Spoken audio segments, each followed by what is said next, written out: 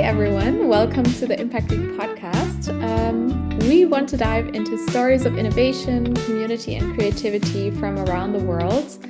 I'm your host, Carolyn Tenser, and for today's episode, I'll be joined by expat coach and Impact Week senior coach, Andre Wild. Hello. Hi, Carol. And hello to all of our listeners from every part of the globe. I'm really excited because it is our privilege to interview an Impact Week champion, Rose Karimi. Yeah, Rose was a senior lecturer at African Nazarene University when we did our first Impact Week in Nairobi. And she's now the regional director of the International Cooperative Alliance in Africa. So Rose has actually been part of our community, and we're thrilled to learn more about her journey and how design thinking has shaped her work. Awesome. So starting with you, Rose, would you like to tell us a little bit more about yourself and where you're joining from?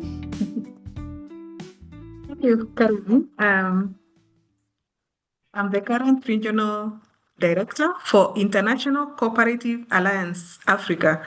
This is a regional office for International Cooperative Alliance, which is an organization that was started in 1895 as a promoter and advocate for cooperative enterprises worldwide. So ICA Africa is the regional office in Africa.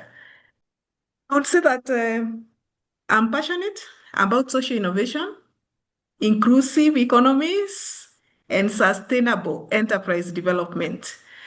So I'm also deeply connected to Impact Week, as you've been told, and design thinking communities, having been part of the people that began design thinking and Impact Week in Africa at African Nazarene University in Nairobi, Kenya. Awesome. Yeah, it sounds really exciting. Would you like to tell us a little bit more about how the first Impact Week at ANU came about? What was your thought when you first heard of the concept when it was brought to you? I think first I would say that design thinking found me at a pivotal point in my career. I was then the business school academic dean. And during this particular time at African Nazarene University, it was a time that we were definitely taking learning out of the four walls of the classroom. And so when the opportunity to co-host Impact Week with the professionals in Germany, I think Michael visited us, and that's when we resonated with the big idea of Impact Week, because it was also experiential hands-on learning for the students at African Nazarene University. And it was a special idea, and it was a special noble idea for us because it was just an event. I would say it was a movement because we brought together students, we brought together the coaches and the global facilitators and coaches from Germany to address real-world challenges using creative problem-solving methodologies. And it led to, I believe, lifelong friendships. It was 10 years then. And you see, we are still connected, we are still friends, and we are still making a difference in the world. And it was an immense personal and professional growth for myself. And it deepened my belief in Africa's innovative spirit. It also planted seeds for continuous collaborations within the Global Impact Team community, I believe. Wow. Hey, Rose, you mentioned about deep connections and friendships. Can you share a memory or a moment from the first Impact Week experience that really stuck with you, I mean? I think for me, the very first time that this idea was introduced, that first session where there's the design dash, you're thinking about, I remember me and my partner were thinking about the morning routine, about you wake up, you brush your teeth, you do this. And it was interesting how you could come up with an innovative, like even business idea from such a, and what we find very normal, what we find is like routine, but then it gave us a different way of thinking. So we have the challenge. So what's the solution for your limited time in the morning, busy schedule? Then how do you address those pain points? And yeah, so to me, I still remember that. I still remember our discussion, and I still remember the crazy or the weird business ideas that we had around that. That's amazing. Yeah, I think design thinking can do so much, and especially showing people what is possible in a short amount of time. That is really, really powerful. And like you said, to kind of keep an open mind and analyze everything in your surrounding. There's always an opportunity to apply it and maybe improve something.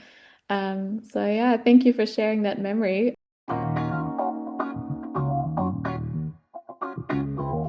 Another question that we have is you saw the first Impact Week as an Impact Week challenge or a design thinking challenge.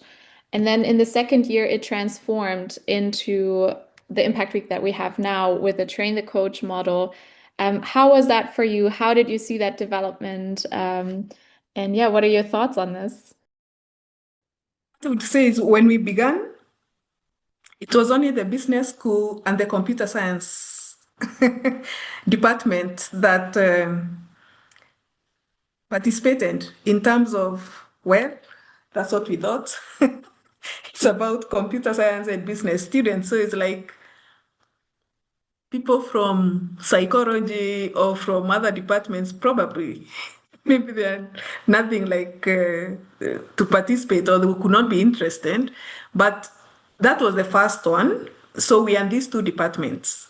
So meaning even the coaches and facilitators came from these departments. But then the second one, then we kind of opened it up and the entire university was involved. And it was interesting to see like the cross learning that was taking place, the innovation that was taking place from these different schools of thought. Because you have students in psychology, you have students in education, you have students in environment or agriculture, you have the business students, and of course the computer science students, especially with those making applications. And it turned out to be like, I think the best thing that open it up for everybody. And then even the ideas became even more innovative. Yeah, That's I the think magic. that Yeah. opening it up for everybody kind of enriched the entire process.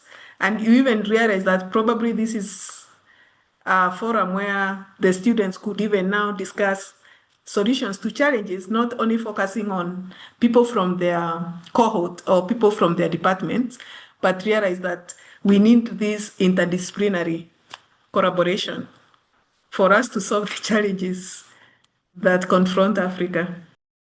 Yeah, I think that's the magic of bringing a lot of people from different backgrounds and perspectives together because everybody can contribute and share their insights, and it really elevates a team, I think, if you have multiple perspectives in it. So yeah, that's amazing. Speaking about yeah, the train the coach as well. I mean, Impact Week has been thriving also thanks to coaches that were trained at African Nazarene University back in the day. How was that experience? And maybe you can share some memories of working with the coaches as well.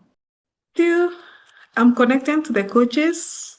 Like I can point out Stephen, Givi, and John Gila. Uh, they have carried on, they have kept the fire burning. How have they kept the fire burning? They have even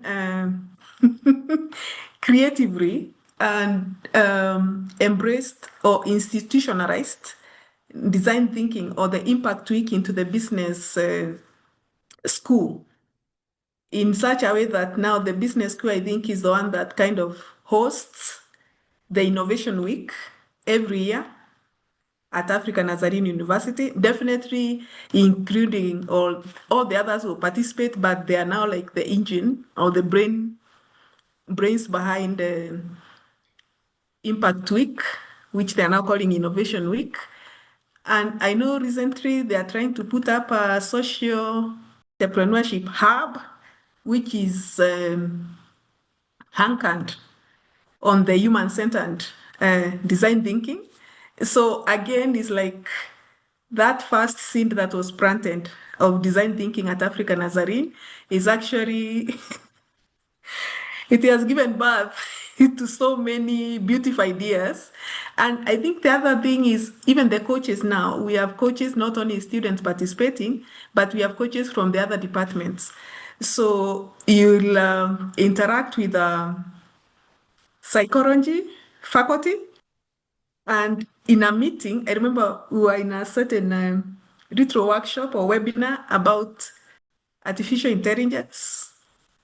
And I had this faculty from, she's Dr. Susan, talking about design thinking because she's now a coach. And I was like, oh, this is really the impact of that first seed that was planted. So it's like everybody's perspective, if you become a coach, has just transformed.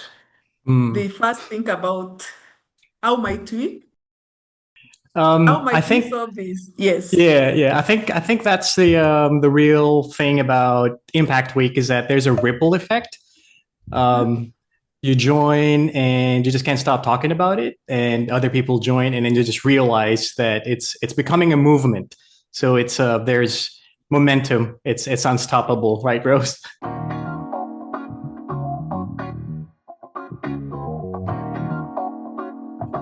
Call it an African bushfire. Yeah, exactly. And speaking of impact and ripple effect, can you share a project or initiative where design thinking really made a difference, whether it's in your sphere or something that you've heard about, or it could also be within ANU or African Nazarene University? Let me first talk about ANU because at ANU, actually, real businesses were born, or real business ideas were born and implemented. One of them I remember was called Taka Smart. Taka is trash. That's a Swahili word for trash. So smart means is like smart probably in terms of digital or something. So the students, this particular group of students who were in one group decided that there's too much plastic waste around campus, from the water bottles. And these are students, one of their pain points is they need airtime. When I talk of airtime, I hope it's understood. Like they need to buy credit for their phone so that they can make phone calls. And so the business idea was they have developed an app that from your phone, once you collect the plastic bottles and present it to them, now the business, then they don't give you money, they don't buy it back from you, but they give you points that you could use to buy airtime. You understand the connection now? So at one point, they're cleaning the environment, selling the collected bottles to the recyclers. And the students are also happy because after collecting, I can actually earn airtime. I don't have to earn money. I'm earning airtime on my phone. So that Taka Smart business for me was out of this world. That's the impact that this can have. And of course, many others. But then even after I left Africa Nazarene, I used the same concept when we were having a global program. Unfortunately, in Africa, the average age of a cooperative member is 65 years. So we have this challenge of an aging movement, and we would want to engage more youth into the cooperative. So we called out for like a boot camp where we are asking the youth in Africa to apply to join the Global Cooperative Entrepreneurship Program at at International Cooperative Alliance Africa. So when they applied those great business ideas, we took them through mentorship and training and the entrepreneurship bit of training and the design thinking. like the human-centered approach. And as I speak, what they were supposed to do, because it's a cooperative, then they were supposed to form a cooperative. The youth were supposed to form a cooperative. So we are two pilots in Zimbabwe and Uganda. And I can tell you all the youth that participated in that global entrepreneurship program, cooperative entrepreneurship program, actually established operational working cooperative enterprises. And they are still, Amazing. that was in 2020, and they are still existing. They are still making money because they are running cooperative enterprises. Yes. Yeah. And So I it's know really one of sustainable. them wrote to me last week. Yeah, one of them wrote to me last week, and he told me the renewable energy, that the energy crisis in Zimbabwe is actually making them overwhelmed because the demand for their solar product is so high. Wow. Now, that's a very beautiful challenge, isn't it? That's incredible. No wonder Yeah, so Caro couldn't stop talking about you guys. She has all praises for you and your team there. so that's what this level of thinking can bring. Our big challenges are great opportunities once we apply the right thinking. It's amazing to see how it didn't just stop when you left ANU, but you brought it to your new organization and you've been using it with the cooperative as well. I'm sure we'll hear a lot about it in the future as well. Yeah, I love those stories and I love to see that you applied it. Have you been active as a coach as well, or have you been instructing people? What does your design thinking journey look like at the moment? Actually, once a teacher, always one. So I love the training workshops, and most of the time I participate in the trainings myself. And perhaps I tell you some good news. I spoke with Stephen, and we have ICA Africa has got an Africa Ministerial Cooperative Conference. So before the ministerial conference, we have like a pre-conference event, and we are going to have a design dash or an innovation sprint for the cooperative leaders, because it's like trying to, because this is Africa Ministerial Conference, meaning like cooperatives around the continent, the cooperative leaders, the ministers, and all these other policymakers are there. So the idea is to do a design dash with them, and then from there, organize trainings or these cooperative innovation weeks around the continent. So that's a big idea. Wow, that's amazing. Congratulations. I think that's a really smart way of going about it. You get them to fall in love with the methodology and get their buy-in, and then hopefully implement it across the board. Their countries, yes. Amazing. And I love that you're still in contact with ANU about this. I mean, they've been doing amazing work. Maybe it's also worth mentioning they're now also a part of the Global Design Thinking Alliance, one of the first academic partners that we had in the past that has achieved this. So, yeah, they're really the front runners of this. And I love that we have those strong individuals that push it forward, like Steve's, like John and James Obuhuma, even though he's also not at ANU anymore, but heavily supporting. Remember James? So yeah. He was my partner in crime. Oh, yeah, this is amazing. I mean, Yeah. really hats No, off to you. I mean, it takes a lot to keep something like this going, and it's not a given that once you've conducted a few impact weeks that this will keep running. So it takes a lot of effort, and that happened locally. So really hats off to you and the whole actually, team. perhaps I forgot to mention something, which to me I think it's key.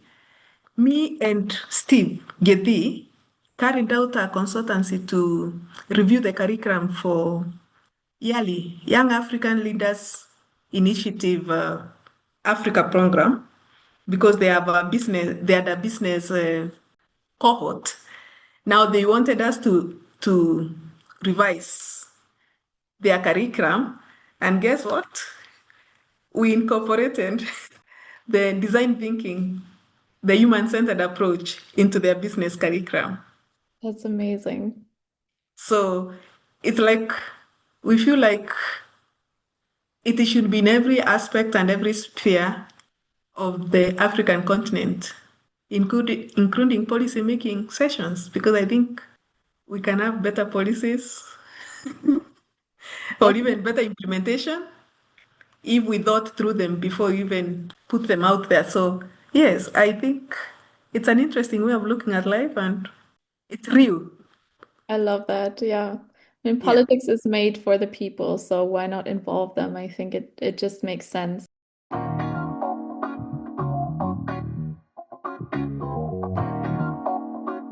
And I mean, people are much more accepting if they're part of the solution process. So I think it's just really important to hear out the voices and really, yeah, bring in all of those perspectives because we're not a homogeneous group of people. There's so many. You just mentioned in our preparation that, there's 44 different tribes, and it's just really necessary to, really They see have that. different, even Exactly. Africa as a continent, we have five sub-regions, the North, the South, the Central, the East, and the West.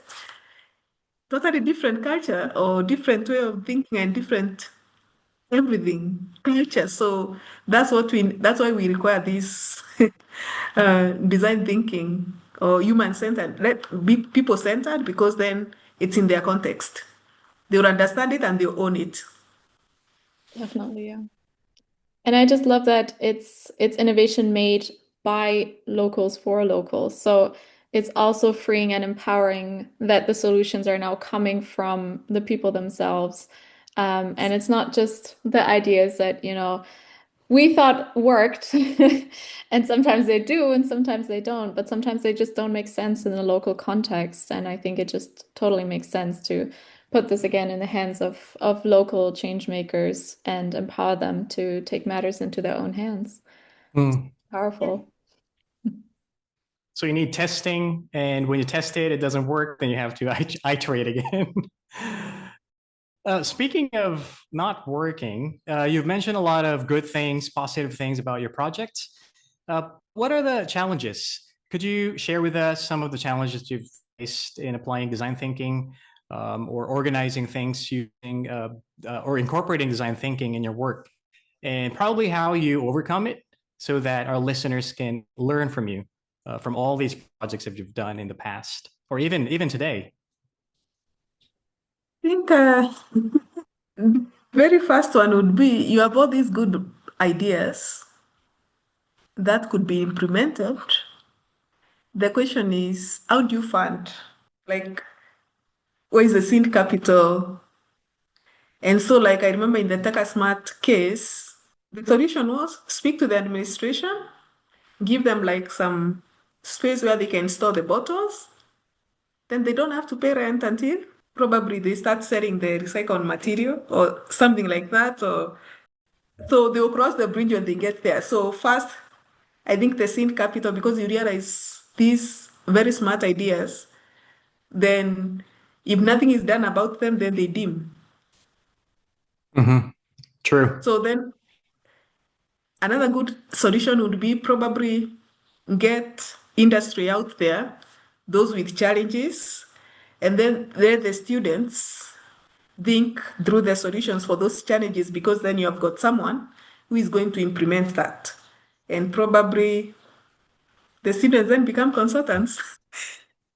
Yeah, so I think to me that access to seed capital is a major challenge, because then you realize that if they have to get motivated, and then you have to tell the stories of these ones who are in the design thinking or they're in the impact week or innovation week, and this is where the ideas got them. This business was started, something like so. To me, I find that as the biggest challenge we have. But then again, partnerships, Mm-hmm. which is sustainable goal number 17, Right.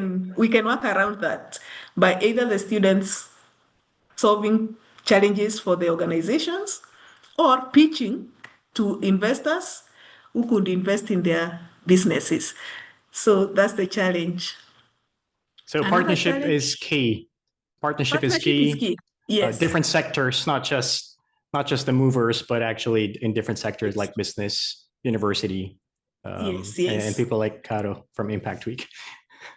And even, yes, putting it out there so that a critical mass of people believe in the benefits of that way of thinking, then they would even be able to appreciate what even the students have come up with. And so they may be willing to work with them or even invest in their businesses.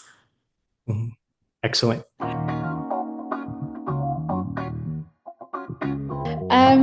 Yeah, we've started a few very exciting projects. Some of them go very well into what you just mentioned, especially creating those partnerships, mentorships, connecting people all across the globe for support, and build some not just new programs, but also community platforms to bring everyone together. This year, we're testing out a program for those teams with great ideas after an impact week. We want to support them into actually implementing them and potentially get a grant or investor funding. They're mentored by people from different industries. So it's a really exciting program that we're trying out in Ghana, and hopefully scale it to other countries as well. So I hope that hits a nerve with supporting the students further. And yeah, we'll see what the learnings are from this program. And all of these startups will be welcomed onto our community platform, so everyone in the community can also see what's going on. If anyone from the community is listening, we invite you to the community platform. You can find the sign-up links in our website, and we'll also link it if we post this on YouTube. But it's just an exciting way to, yeah, give everyone a way to learn from one another, connect, see what the startups are up to, and that it's not just 1 week with great ideas, but then we can actually take this to the next level. Yeah.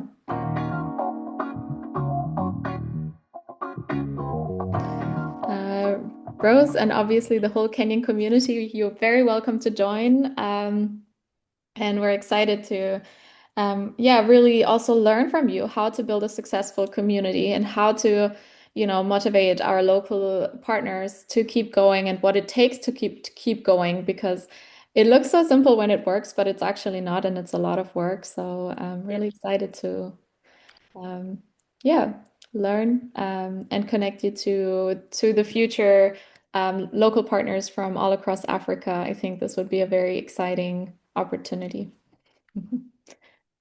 And bring it to the cooperative space. Exactly. Yeah. Amazing. Yeah, I really love this conversation, and I really loved hearing about the origins from Impact Week, about how you're taking it to your new ventures, and obviously spreading it across Africa. It's a really exciting retrospect on a time where, yeah, none of us have been part of Impact Week, and it's been 10 years. It's a big milestone that we've made it this far, and we hope we keep it going for another at least 10 years. 100. Exactly. Yeah, is there anything else you would like the audience to know? Is there anything else you would like to share, or I think maybe a lesson I would share is that innovation does not come from experts. It comes from inclusive spaces where people feel seen and heard. So the minute you create that space, which is what the Impact Week creates, innovation happens. And to me, I think that's the greatest lesson I've learned from design thinking. that sums up the essence perfectly? Anyone can be a designer, and like you said, you don't need experts.